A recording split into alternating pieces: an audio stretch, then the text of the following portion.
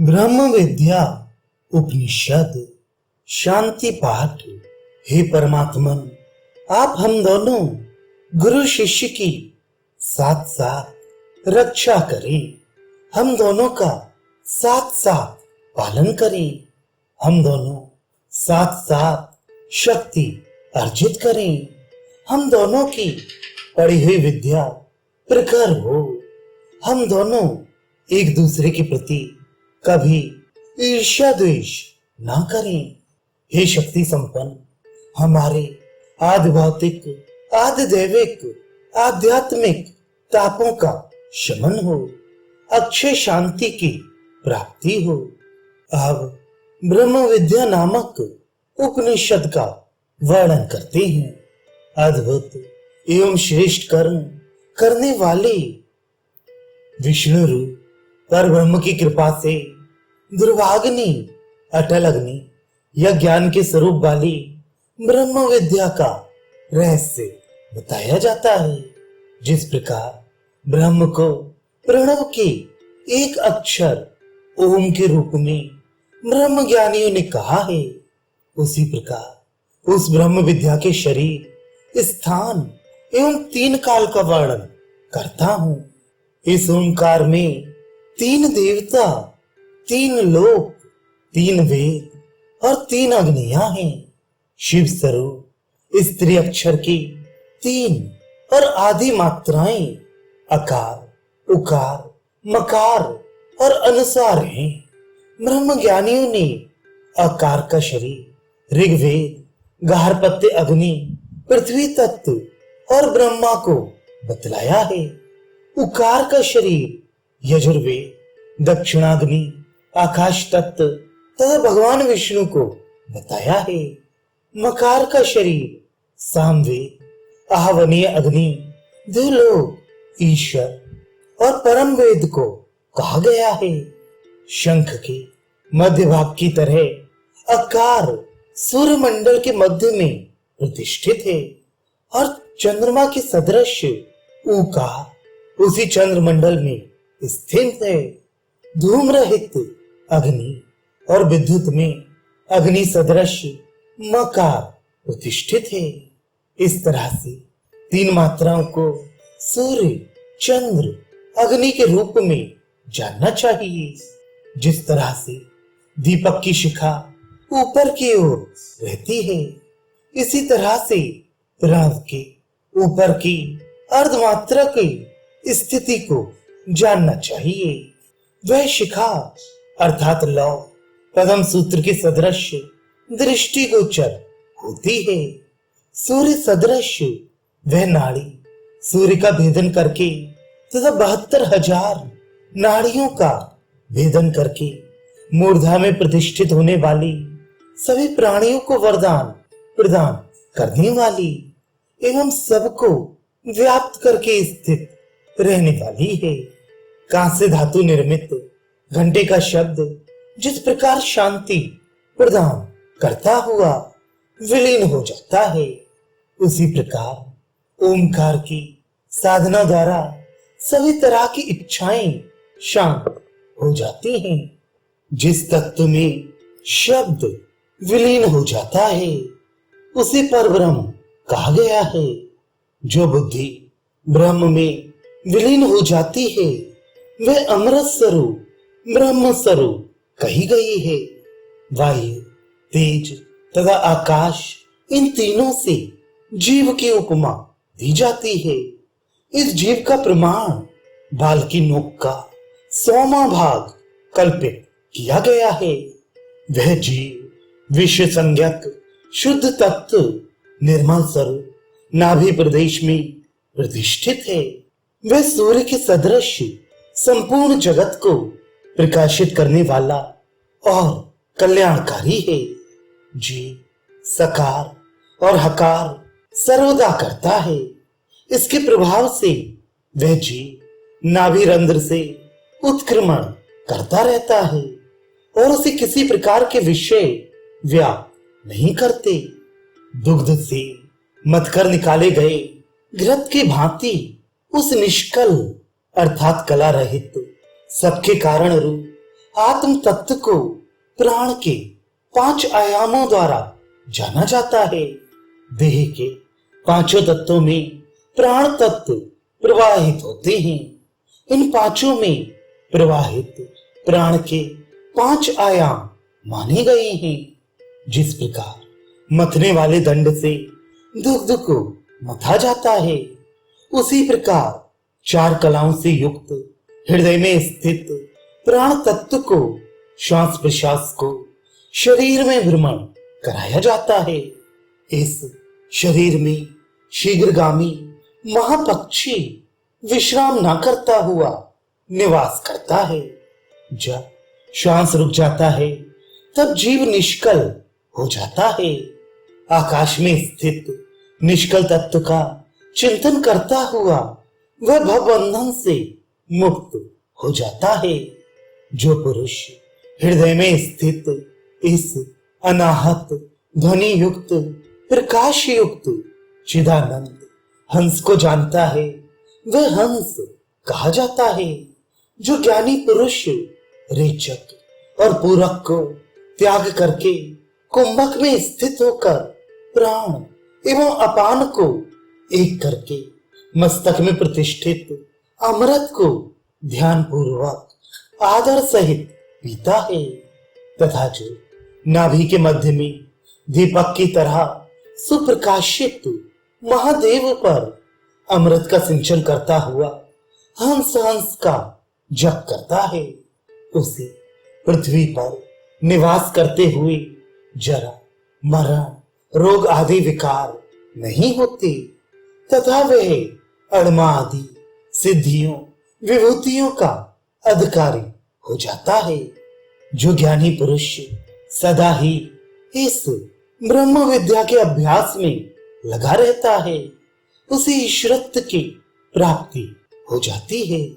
अनेक पुरुष इसी एक ही पद के द्वारा नित्य पद को प्राप्त कर चुके हैं।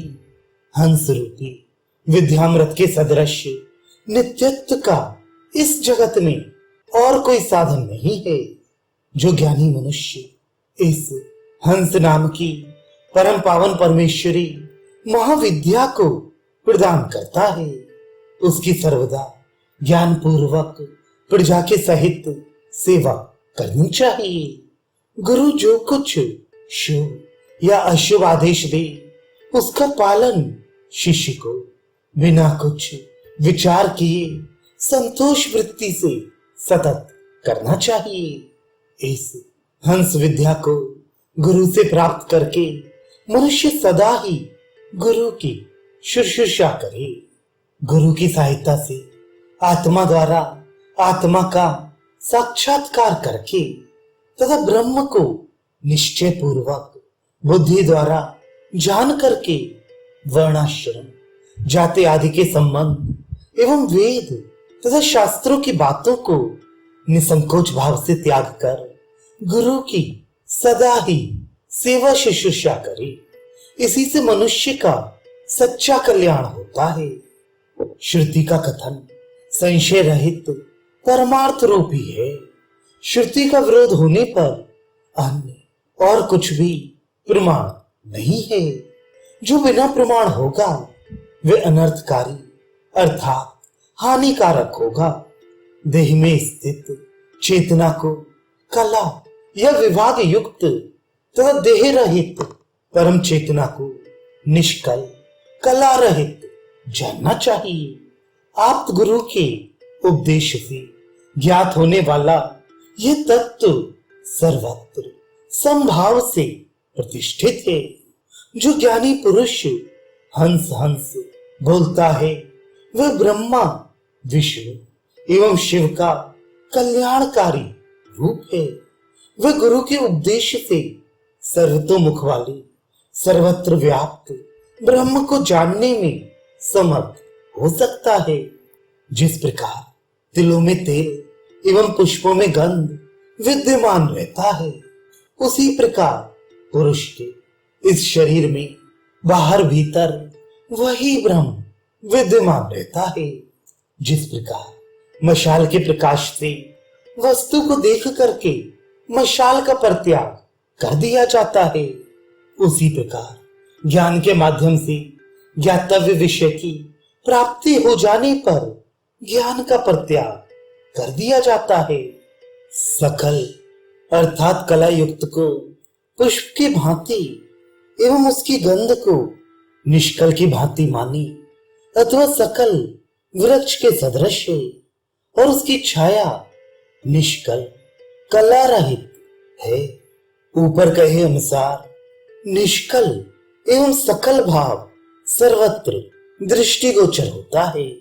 कला संपन्न वस्तु उपाय यह साधन है तथा उपेय यह साध्य ब्रह्म कला रहित है। सकल में कला युक्त भाव तथा निष्कल में निष्कल भाव रहता है। सकल एक मात्रा, दो मात्रा एवं तीन मात्रा के भेद वाला अर्ध मात्रा को पर मानना चाहिए। उसके ऊपर परात पर है। इस प्रकार सकल पांच दैवत वाला पांच प्रकार का पंच प्राण एवं पंचभूतात्मक जानना चाहिए। ब्रह्म का स्थान हृदय में है। विष्णु कंठ में निवास करते हैं। तालु में भगवान रुद्र तथा मस्तक में महेश्वर स्थित हैं। नासिका के अग्रभाग में सदाशिव तथा उसके अंतिम भाग में परम पद को प्रतिष्ठित जानना चाहिए। उस पर से पर और कुछ भी नहीं है, ऐसा शास्त्रों का निर्णय है।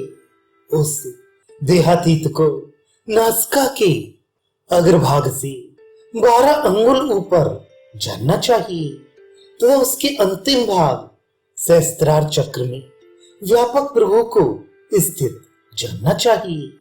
मन चाहे इधर उधर चला जाए और चाहे नेत्र अन्यत्र ही देखते रहे, तब भी योगियों का योग अविच्छिन्न भाव से चलता रहता है। ये सबसे गूढ़ रहस्य है। यही सर्वाधिक श्रेष्ठ है। इससे बढ़कर तथा इससे श्रेष्ठ और कुछ भी नहीं है। शुद्ध ज्ञानामृत को प्राप्त करके परम अक्षर तत्व का निर्णय करना चाहिए। ये गुह्य से गुह्य एवं गोपनीय है, जो प्रयत्न पूर्वक ग्रहण करने योग्य है।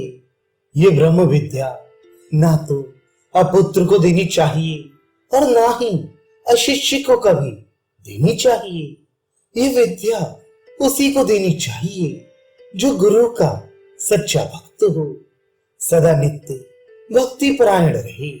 इस शास्त्र विद्या को किसी अन्य को नहीं देना चाहिए। यदि कोई देगा भी तो वह देने वाला नरक को जाएगा और सिद्धि वे प्राप्त नहीं होगी। ब्रह्मचारी, गृहस्थ, वानप्रस्थ तथा सन्यासी कोई भी हो एवं कहीं भी निवास करता हो, परम अक्षर तत्व को जानने वाला सर्वदा ज्ञानी ही होता है।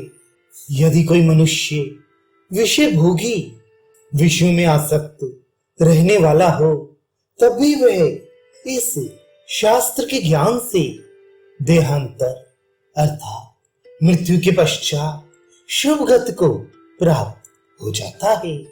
जो ब्रह्म हत्या के पाप तथा अश्वमेध आदि के पुण्य में लिप्त नहीं रहते हैं, ऐसे श्रेष्ठ ज्ञानी, प्रेरक, बोधक एवं मोक्षदाता माने गए हैं। संसार में आचार्य इन्हीं 3 श्रेणियों के कहे गए हैं। प्रेरक मार्ग दिखलाता है, बोधक यथार्थ बोध ज्ञान का आचरण कराता है, मोक्ष प्रदाता परम श्रेष्ठ तत्व प्रदान करता है, जिसे जानकर परमात्मा की प्राप्ति की जा सकती है। हे गौतम, अब तुम शरीर में यजन के संदर्भ में श्रवण करो। इस कृत्य के करने से मनुष्य शाश्वत अव्यय पद को प्राप्त कर लेता है तथा स्वयं अपने शरीर के अंदर ही निष्कल कला रहित और बिंदु को देख लेता है। दोनों अयनों के सदृश दिन रात्रि के एक एक प्रहर तक रेचक, पूरक तथा कुंभक प्राणायाम करे। सर्वप्रथम दोनों ओम तथा हंस का उच्चारण करके यथाक्रमानुसार पूजन संपन्न करे। हंस सोहम इस नमस्कार योग के द्वारा तथा शांभवी, खिचड़ी आदि मुद्राओं के माध्यम से अर्चन पूजन करे। हे वत्स, सूर्य का पूजन हेतु ग्रहण प्रत्यक्ष यजन कहा गया है। जिस प्रकार जल में जल होता है, उसी प्रकार से सायुज्य पद सद्ज्ञान के द्वारा ही प्राप्त होता है। योग के अभ्यास में जो श्रम किया जाता है, उसमें इतने गुण हैं कि इस क्रिया द्वारा उद्योग पूर्वक सभी दुखों को दूर करने की सतत चेष्टा करनी चाहिए। सदा ही इस ब्रह्म विद्या के मंत्र का जप करते हुए योग रूपी चिंतन के द्वारा तन्मयता को प्राप्त करना चाहिए। ज्ञान के माध्यम से ही ब्रह्म का परम स्वरूप हंस मंत्र प्राप्त किया जाता है। प्राणियों के शरीर में अच्युत रूपी हंस सदा ही प्रतिष्ठित रहता है। हंस ही परम सत्य है तथा हंस ही शक्ति का स्वरूप है। हंस ही परम वाक्य है। हंस ही वेदों का सार है। हंस ही परम रुद्र है और हंस ही परमात्मा है। सभी देवताओं के मध्य में हंस ही परमेश्वर है। पृथ्वी से लेकर भगवान शिव तक तथा आकार से लेकर छा तक हंस ही वर्ण मात्राओं की तरह से स्थित है। वर्ण विहीन मंत्र का उपदेश कहीं भी नहीं दिया जाता है। हंस की अनुपम ज्योत देवताओं के मध्य में प्रतिष्ठित है। दक्षिणामुख भगवान शिव का आश्रय लेकर ज्ञान मुद्रा करे तथा सर्वदा समाधि अवस्था में हंस का चिंतन करता रहे और निर्मल स्फटिक के समान उत्तम दिव्य रूप का ध्यान करे। मध्य देश में ज्ञान मुद्रा के स्वरूप वाले परम हंस का सदैव ध्यान करना चाहिए। प्राण, अपान, समान, उदान, व्यान, ये 5 प्राणवायु तथा 5 कर्मेंद्रियों से संपन्न क्रिया शक्ति अधिक बलवती होती है। नाग, कूर्म, कृकल, देवदत्त, धनंजय और 5 ज्ञानेंद्रियों से संपन्न ज्ञान शक्ति अत्यंत बलवती होती है। कुंडलनी शक्ति के बीच में अग्नि और नाभि चक्र में रवि प्रतिष्ठित रहता है। सर्वप्रथम बंद एवं मुद्रा का अभ्यास करना चाहिए। नासाग्र एवं अपने दोनों नेत्रों में अकार अग्नि, हृदय में उकार अग्नि और भ्रुकुटियों के मध्य में मकार अग्नि प्रतिष्ठित कही गई है। इनमें प्राण शक्ति को संयुक्त करे। ब्रह्म ग्रंथि ओमकार नासाग्र एवं नेत्र में और विष्णु ग्रंथि हृदय में स्थित कही गई है। रुद्र ग्रंथि भ्रुकुटियों के मध्य में स्थित है। ये तीनों ग्रंथि अक्षर वायु हंस ज्ञान से भेदन की जाती है। अकार में ब्रह्मा का, उकार में विष्णु का तथा मकार में रुद्र का स्थान बताया गया है। उसके अंत में परात पर ब्रह्म है। कंठ का संकोचन जालंधर बंद करके आदि शक्ति कुंडलनी शक्ति को स्तंभित करे। तत्पश्चात जिह्वा को दबाकर 16 आधार वाली ऊर्ध्वगामिनी, त्रिकूट, ईडा, विगला, सुषुम्ना तीनों के मिलन स्थल वाली 3 प्रकार वाली ब्रह्मरंध्र को जानने वाली अति सूक्ष्म सुषुम्ना नाड़ी को एवं त्रिशंक सुख दुख सुख दुख तीनों को खाने वाली वज्र ओंकार युक्त ऊर्ध्वनाल भ्रुकुटियों की ओर गमन करने वाली कुंडली शक्ति तथा प्राणों को चलित करके शशि मंडल का भेदन करे। नवद्वारों को बंद करके वज्र, कुंभक अर्थात उज्जाई, शीतली आदि प्राणायाम का साधन करना चाहिए। मन को प्रसन्न रखकर सहज स्थिति में निर्गुण होकर पवन पर आरोहण प्राणायाम परायण होना चाहिए। इस ध्यान से ब्रह्म स्थान में नाद सुनाई पड़ने लगता है तथा शंखनी नाड़ी से अमृत की वर्षा होने लगती है और षटचक्र मंडल का भेदन होने से ज्ञान रूपी दीपक प्रकाश से युक्त हो जाता है।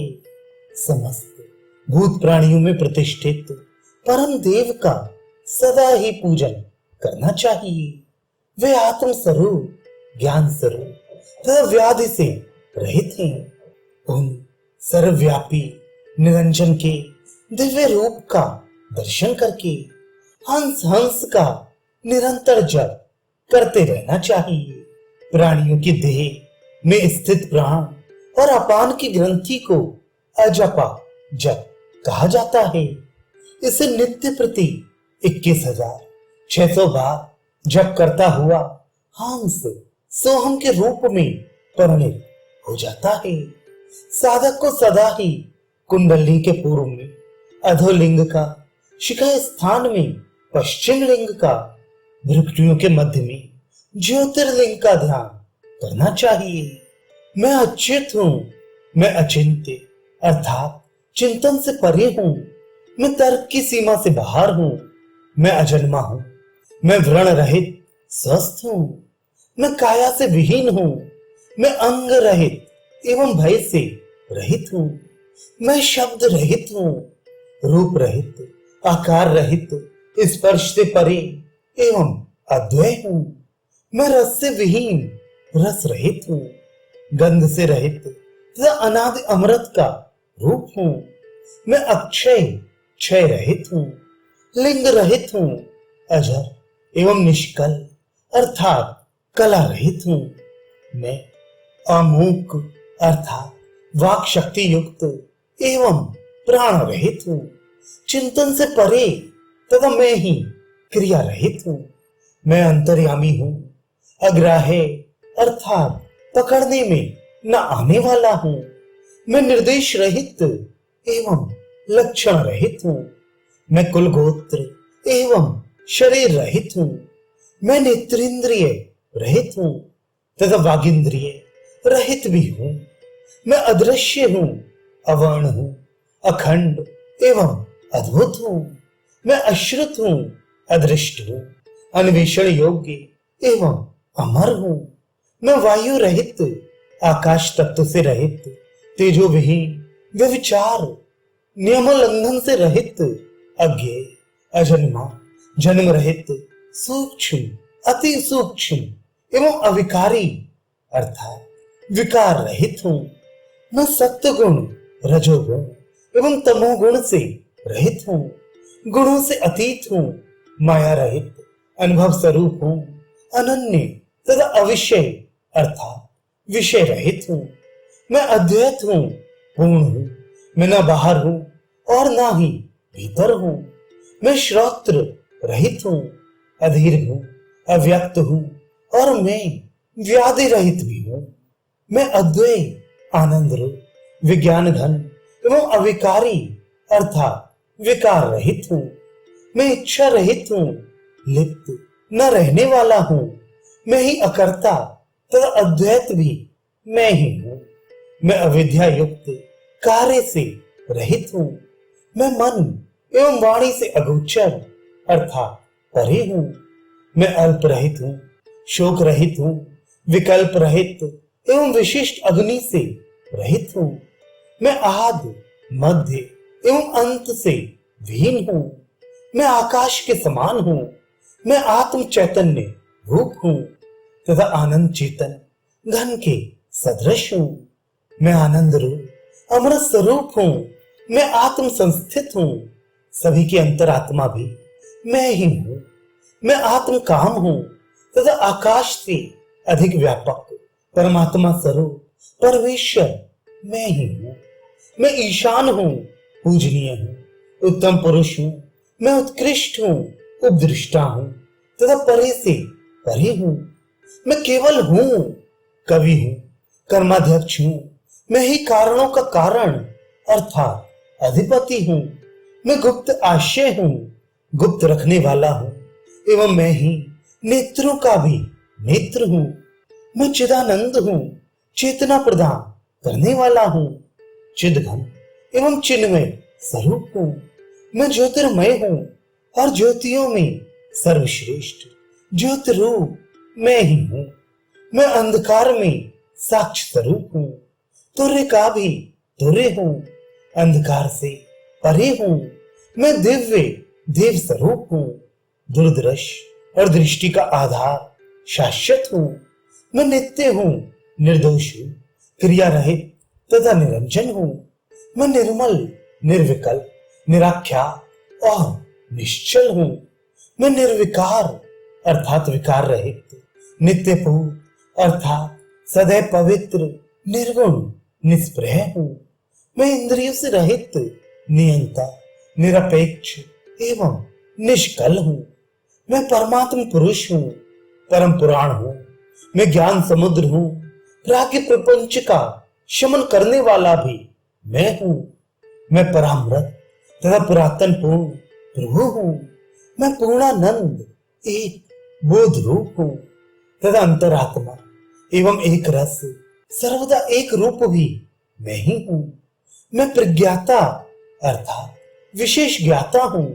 मैं प्रशांत हूँ तथा मैं ही प्रकाश स्वरूप परमेश्वर हूँ। द्वैत एवं अद्वैत के लक्षणों से भिन्न मैं ही एक चिंतन मनन करने योग्य हूँ।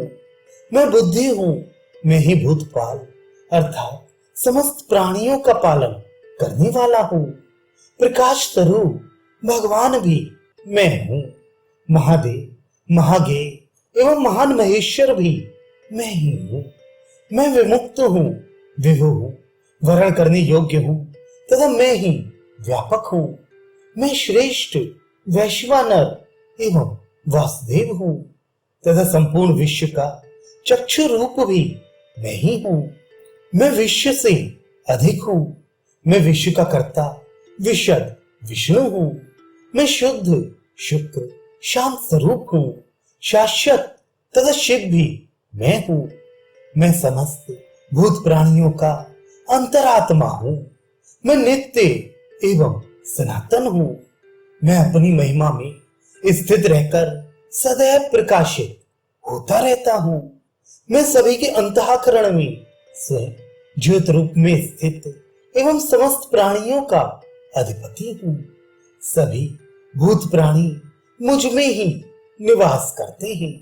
मैं सर्वत्र व्याप्त हूँ तथा सभी का सम्राट हूँ। मैं सभी का साक्षी सर्वात्मा सब भूतों का गुह आशय हूँ। मैं सब इंद्रियों के गुणों का प्रकाशक हूँ तथा समस्त इंद्रियों से रहित भी हूँ। मैं तीन स्थान जागृत, स्वप्न, सुषुप्ति से अतीत अर्थात परे हूँ। सभी पर अनुग्रह अनुकंपा करने वाला हूँ।